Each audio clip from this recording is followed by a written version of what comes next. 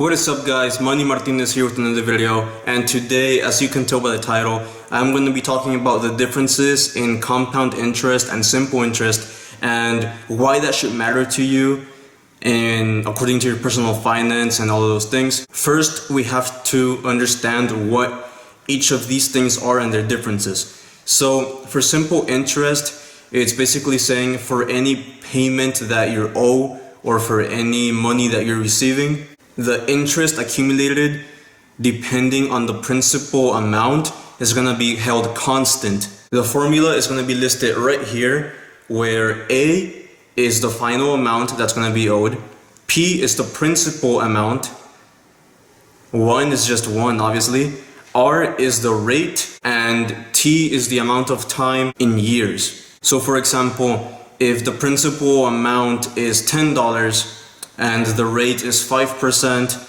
after 2 years, this is how much the final amount that I owe or that someone owes me is going to be.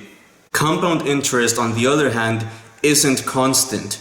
Compound interest has exponential growth, and the formula is right here.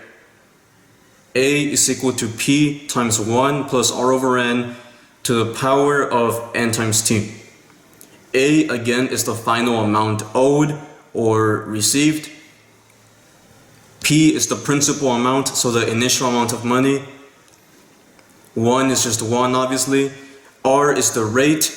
N is the amount of times that the money is going to be compounded. So, and then T again would be to see how much is owed at the end of every year, right?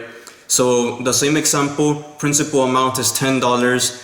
We're gonna keep N at once a year, and then the rate again is gonna be 5%, and T we're gonna use 2 years again for the same example, and then the final amount for someone who owes a loan or who is going to be received a payment back on the loan is gonna be right here. And as you can tell, that number is larger than how we computed it with simple interest. So why does this matter? It matters because it directly impacts your personal finance and your net worth. If you take out a loan, you have to be mindful if the payments that you're gonna have to make monthly or annually, however that may be, are you gonna be charging you interest simply or compoundingly. So for example, student loans are a popular example of a compound interest loan, and you have to be very mindful of those because you have to figure out, okay, what type of school am I going to, what type of degree or career am I going for, and then you have to make the decision between what school to go to, how much loans to take out for, and of course try hard to get scholarships and financial aid. But that's a whole different topic right there. And then for example, car loans, as far as I'm concerned and the little bit of research I did before recording the video, most car and auto loans are simple interest.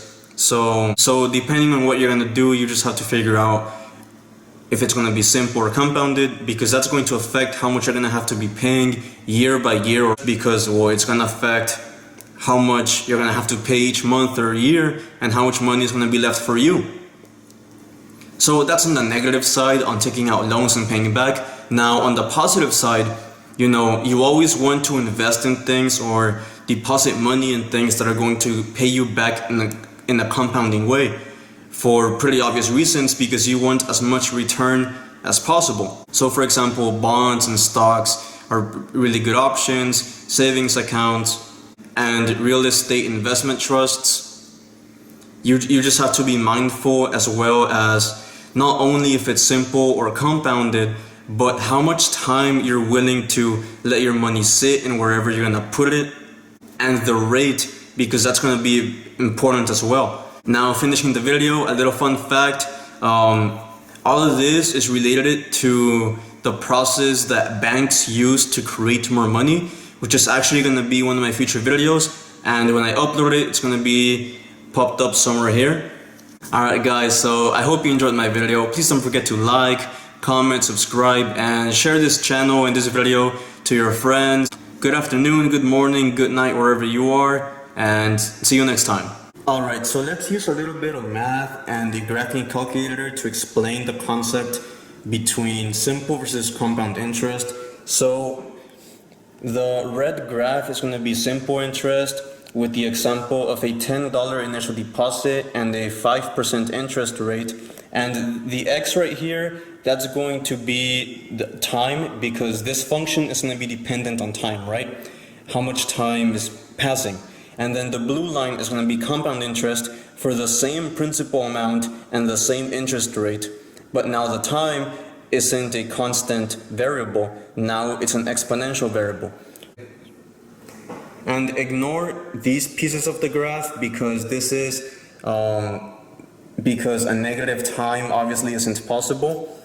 So here you can see that the simple interest one is constant, it grows constantly, but the compounded interest one grows exponentially. So they're fairly even right around maybe year 7-ish, but from there on the compound interest one takes off and it's not even close after that. So as you can see, they intersect at time 0 obviously, because that's just the initial deposit, and then after 1 year they have the same amount as well, 10.5, and then yeah, from there on it's not even a fair fight now.